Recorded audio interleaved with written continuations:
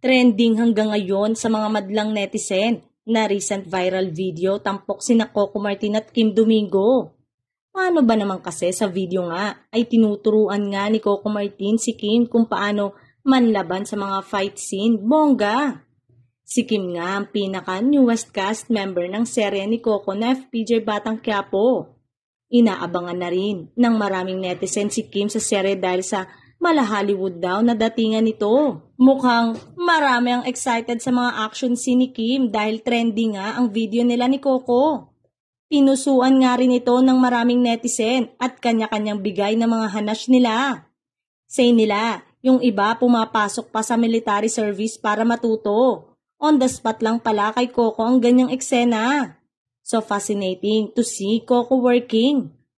Maraming netizen din nga ang humanga sa pagiging hands-on ni Coco sa kanyang mga co-artist. Mukhang much is to be expected nga sa serye dahil sa recent addition ni Kim sa cast.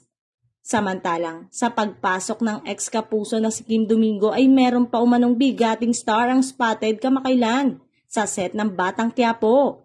Say ng source, kung kay Kim ay na-shock, ang madlang people ay sa makikita nilang big star na ito ay talagang mapapawaw sila sa number 1 serye ni Coco Martin.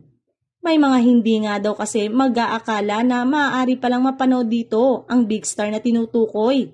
Tiyak daw na sasabog na naman ang ratings ng show ni Tanggol.